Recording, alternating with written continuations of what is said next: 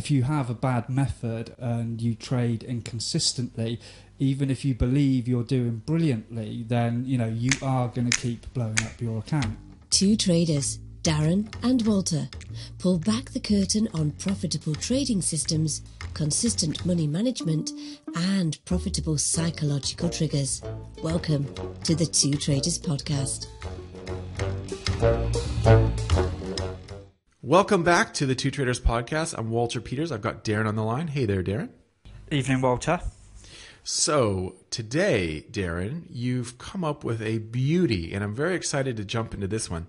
This is the Dunning-Kruger effect. And for those that are unaware of what this term is, please explain to our audience what the Dunning-Kruger effect is so we can dig into how this possibly relates to our trading. Yeah, this is a new one on me, and I keep finding out these new cognitive biases, they're called. They're pretty scary as well as enlightening, and basically Dunning and Kruger were two professors at Cornell University, and they wrote a paper called Unskilled and Unaware of It. And they discovered that there was this gap between people's self-assessed competence and their real abilities.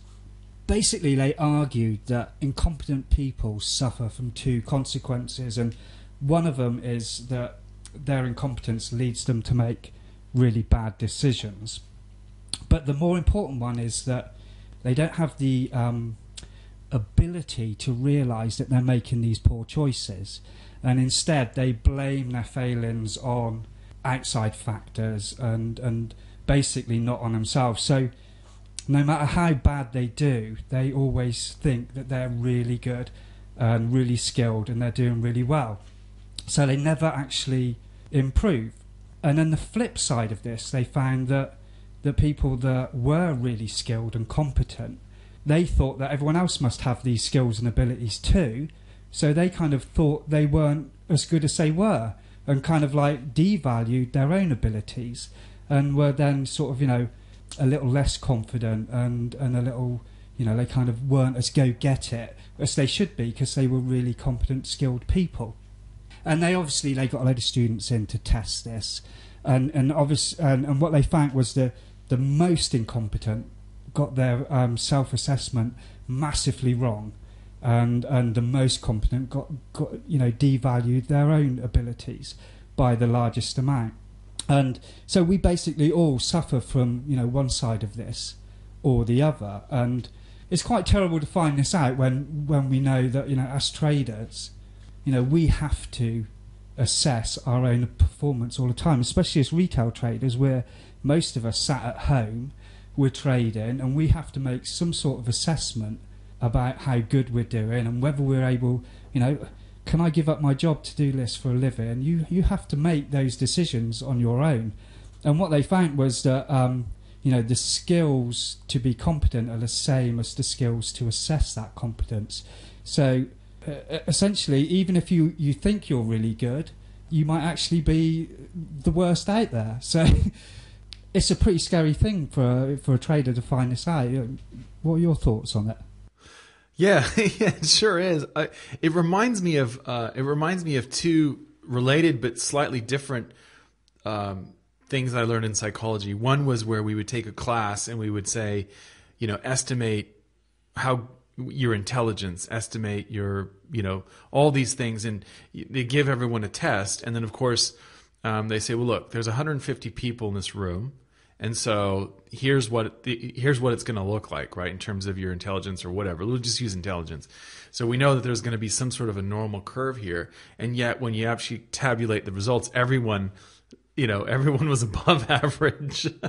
Everyone considered themselves above average. So that's a different thing to what you're talking about, because you're saying that they actually separated the incompetent from the competent or very competent, and they found different ratings based on whether they were incompetent or competent. Now, to me, what makes sense, that sort of makes sense, because you would think that somebody who, and we've talked about this before in a different podcast, where, those individuals who feel like they need to work on themselves, that they've always got something to work on, those people tend to do better than the people who think that they've got it all figured out, right? So that's one aspect. We've talked about that before, haven't we? Yeah, indeed. That is key. It's that, can you take in information that's different to what you believe to be right, and can you accept new ideas, or are you kind of always right? Are you always stuck in the mindset that everyone else is wrong and only your ideas are right, only your trading strategy is right? If you are, then you're probably leaning to the more incompetent side, and the people who are very skilled, like you say, can take on those ideas. Yeah, and they're constantly working on themselves and working at it. And I think this is one thing that I learned about 4 years ago, which was, you get that idea in your head where someone tells you something, or maybe you're learning from a teacher or something, or a book or whatever it is, in some sort of situation where you're learning, and then you hear that voice in your head, well, I knew that, or anyone knew that, or that's easy to know. That's, I've learned to try and stamp that out as best I can, because I believe that's a really dangerous line of thinking, which is whenever you hear something, you say, well, I knew that. Oh yeah, of course. Or you kind of discount that information that's being presented and cheapen it. And I really do think that's a dangerous way of thinking. The other thing that this reminds me of in psychology is, I used to work as a jury consultant, as some of you know, and basically what that means, which is a profession that only exists essentially in the United States because of the legal system, the way it's set up. But basically what we would do is we would help our clients who were in bad situations. Usually you're talking about big companies like insurance companies. We would help them when someone was going to sue them for a lot of money, and we try and figure out, how are you going to set up your argument? What kind of juror do you want to kick off the jury? Because in the United States, you can say, okay, this person has got to go. Like, we can't have them on the jury because they're biased for this reason or whatever. Well, my mentor and the owner of the company, he essentially, he's been doing this for decades, and he essentially, and I think he actually really liked me. Like, he started giving me his ties and things like that. But he actually used one theory in psychology, and he used that his whole career. And he actually even told me this. He said, look, see how far you can go with one idea in psychology? So he used to teach psychology at a university, but his entire jury consulting career was based on the fundamental attribution error, which is this idea that when I do something, when you do something, let's say that I don't know you, Darren, right? And someone's talking about how, Darren always does this when he's drinking, right? Well, then I might say, well, Darren sounds like an alcoholic or whatever, right? So I'm going to blame your behavior, right, on yourself. So it's a characteristic of you. That's why you did that behavior. Now, when it comes to me, when I do the exact same behavior, or it can extend to someone who's close to me, like, a wife or a friend, close friend, or someone like that, a family member that you would say, well, I didn't do that because I'm a jerk. I did that because I was drunk at the time. So it's the situation. So when it comes to you, the reason why you do things poorly or you're incompetent or whatever, it's the situation. And yet when someone else does it, it's because of something internally. So that's the fundamental attribution error. And you can relate that to jury members and so forth and how that might. But for traders, it's kind of the same thing here that's going on, which is these people who are really, really competent, they are trying to figure out what's going on, and they're not really sure, if the people around them are as good as they are, and maybe the people around them are better, right? And whereas someone who is just really, really low on the totem pole believes that they're great. Like the example that we have here. Did you see the lemon juice example, Darren? I did see the lemon juice example, yeah. So explain that one, because I think that's a great example of the effect. Yeah, well, it was basically they interviewed, there was a bank robber, wasn't there? And he'd read somewhere that if you put lemon juice on your face, then CCTV wouldn't pick you up. CCTV cameras wouldn't work or something. So he went. Yeah, he just put lemon juice and then robbed a bank. and thought he was going to get away with it. Yeah, because lemon juice is used for invisible ink. So of course, if I put lemon juice in my face, they won't see. Yeah. So I mean, these things are crazy. But this shows you. This shows you exactly what's possible. So if I'm a trader, right, and I think, okay, I'm going to be really, really good at picking tops and bottoms. That's my thing, right? You know, you can think of some of the things that might be an outgrowth of this. Maybe that means because I'm such a competent trader and I can pick the tops and pick the bottoms, I might as well really load up on this position, right? Why take a normal 2% risk when I know I'm going to be right? I'll go ahead and slap 25% of my account on this trade, right? I mean, you can see where that can really fall apart. Yeah, definitely. I think that I read some more examples where, you know, this Dunning-Kruger effect can be advantageous. If you're incompetent, you can, you know, sometimes incompetent people get into really powerful positions because they believe so strongly that they're excellent at everything they do and all their ideas are brilliant that people kind of get sucked into it, and you know, before you know it, you end up with like you know, a complete lunatic who's like president of the United States or something, you know, God forbid. Like, that's never happened. And but in trading, I don't think that's the case, you know, because if you have a bad method and you trade inconsistently, even if you believe you're doing brilliantly, then, you know, you are going to keep blowing up your account.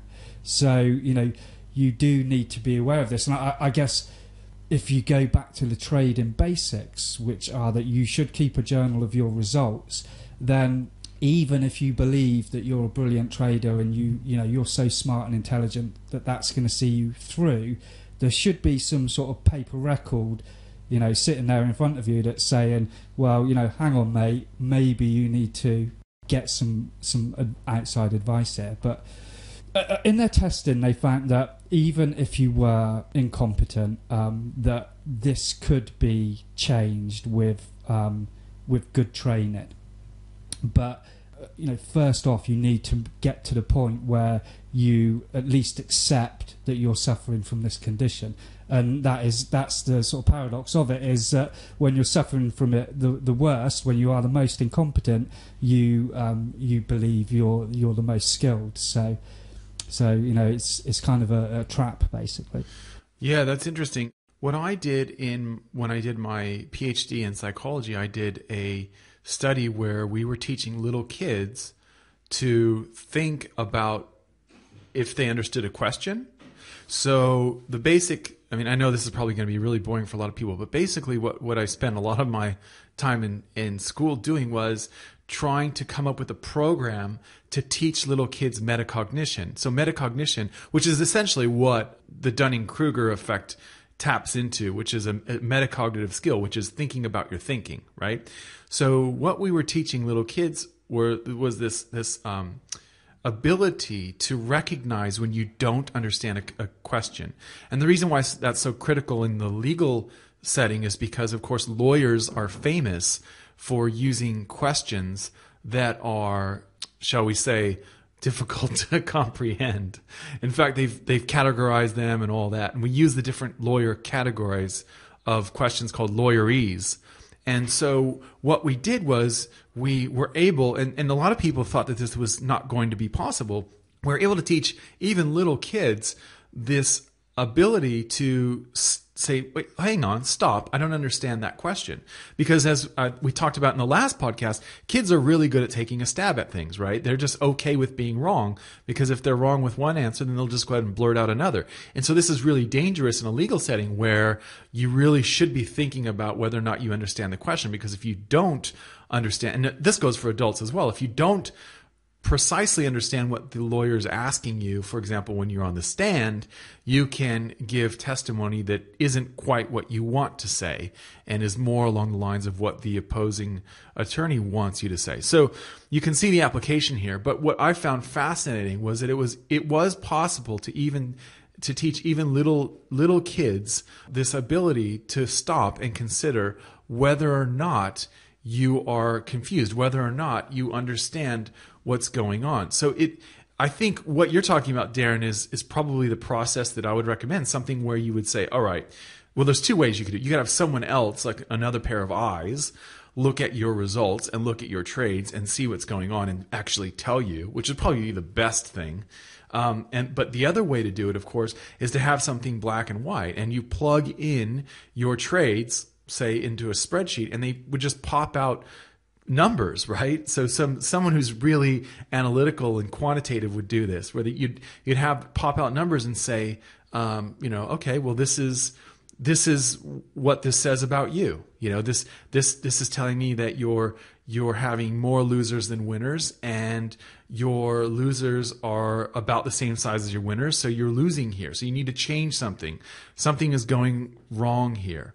So that would be one way, I suppose, that you could try and dig this out if it were happening. But I guess the other way is to just step back and ask yourself, do I feel like I'm superior to the others around me when it comes to the trading environment, right? I mean, if that's the case, now I know everyone's listening now saying, no, not me. Nah, I'm not. I'm very incompetent, right? But I guess we should have asked that question. We should have asked that question earlier on and said, so what do you think in general? Are you better than most traders, or are you about the same, or are you worse than most traders when it comes to your trading skill, right?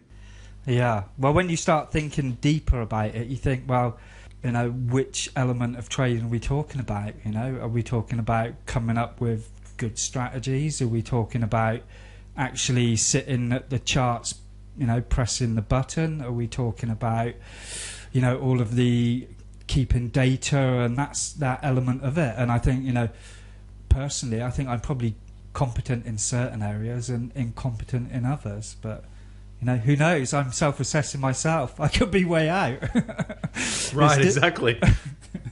It's a difficult one to do. But I think the important thing, as with all of these, stuff going on in your head, it's about being aware of them and being aware how important they are, and don't just kind of blindly plow on believing that you're brilliant, or even plow on thinking that you're not any good.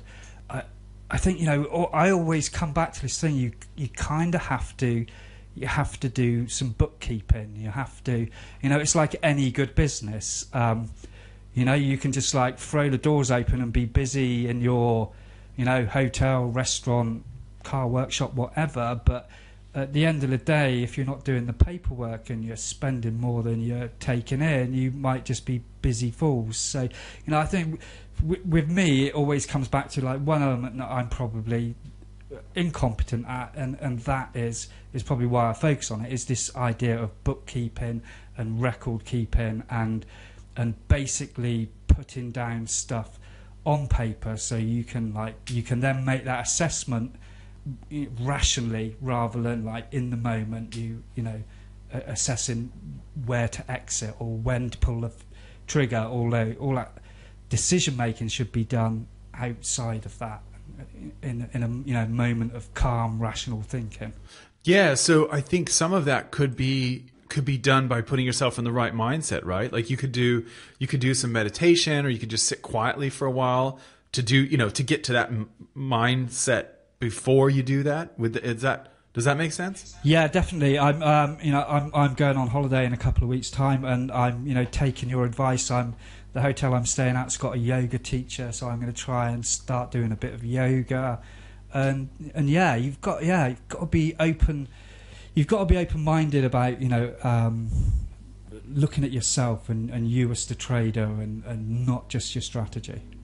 Yeah, right. That makes sense. Yeah, exactly. You there's so much focus. Like you can almost conform. Your body can conform to your seat at your desk, and you can grow a beard if you're sitting there focusing so much on your trading system. You're sitting there hours on end, back testing and forex tester, and meanwhile, the actual trading machine, is sort of deteriorating, physically and mentally, because all you're doing is bleary-eyed staring at the computer, and your body's starting to conform to that seat. I think we've all been in that situation where you feel like what am I doing here? I spend so much time working at this. And I think what I've found anyway is that the more time I spend away from the charts, the better my trading gets. Perhaps partially because it's daily and weekly charts and things like that. But it's also just that idea of getting away, refreshing the batteries, taking care of yourself. These sorts of things I think are really important.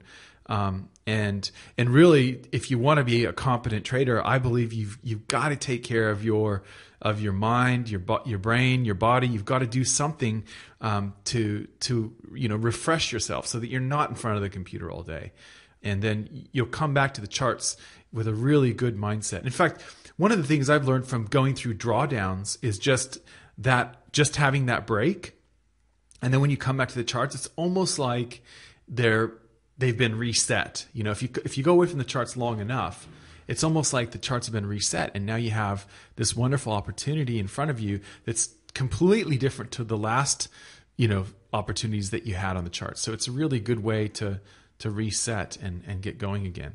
So okay, Darren. So we've summed it up here. We've said, as far as the Dunning-Kruger, essentially, there's a couple of things you can do. You can take really good records of your trades and of your results. You could pipe those into a spreadsheet and get some objective numbers. In fact, what I'd like to do in the next podcast is look at a specific number that I think is a really good one for telling you. It's a simple one to calculate. Anyone can do it. And it's a really good one for telling you, how's your trading going. So maybe we can talk about that in the next episode. And keeping a good journal and writing down what you're doing, why you're doing it. What else, Darren? Is there anything else that we could meditate or just be really quiet before we sit down and objectively look at our records? What else can we do?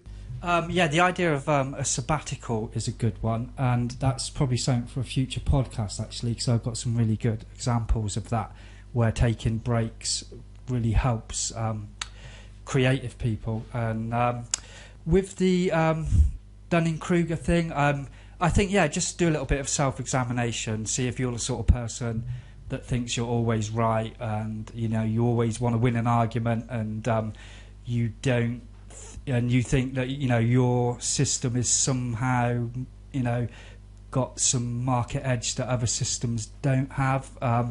If you find yourself thinking that way, then you're probably suffering from overvaluing your own abilities a little bit.